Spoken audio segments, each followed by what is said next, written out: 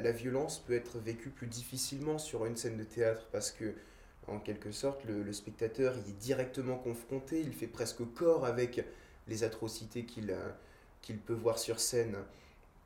Donc là, il y a vraiment quelque chose, déjà de l'ordre du sensoriel, il y a quelque chose de très très fort. Moi, j'ai assisté à des pièces de théâtre qui, qui m'ont vraiment, pour certaines, bouleversé.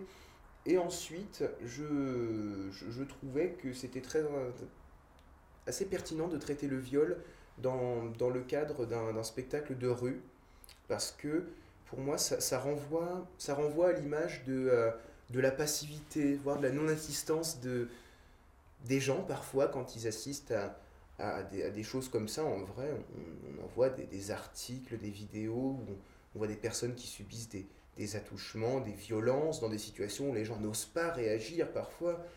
Et, euh, et là, on retrouve un petit peu, je trouve, ce schéma dans un viol qui est montré, mais dans un spectacle de rue, parce que là, on peut vraiment se demander ce qui se passe, le sentiment, comment dire, de passivité, à mon avis, peut être ressenti avec d'autant plus de force par le spectateur que sur une scène de théâtre à proprement parler.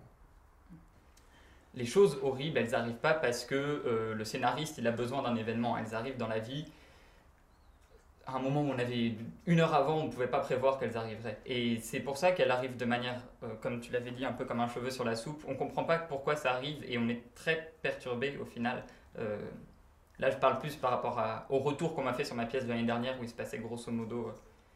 Moi, c'était pas un viol, mais pareil, il y a un événement très violent à un moment où on ne l'attendait pas. C'était un meurtre. Et je trouve ça plus fort de montrer quelque chose d'horrible à un moment où le spectateur ne s'attend pas à ce qu'il se passe quelque chose de particulier, parce que là on est vraiment en pleine exposition. Normalement il devrait juste il devrait y avoir un élément déclencheur, mais rien d'incroyable. Et je trouve que c'est assez indécent au final d'écrire un scénario et d'utiliser un meurtre ou un viol comme prétexte, comme non pas verrou, rouage scénaristique pour passer d'un acte à un autre. Parce que c'est pas comme ça que ça se passe dans la vraie vie, ça n'arrive pas au moment prévu. Et donc voilà, c'est pour ça que ça arrive d'un coup, sans qu'on ait préparé le spectateur, au début de la pièce, et que le spectateur qui commence à entendre les premières scènes, les premières répliques de Tartuffe ne peut absolument pas s'imaginer qu'il va se passer ça, parce que dans la scène de Molière, vraiment, il n'y a rien qui pourrait indiquer qu'on parle d'agression. Et voilà, ça arrive de manière gratuite et inopinée. De manière gratuite et inopinée, pardon. Et c'est ça que je voulais montrer.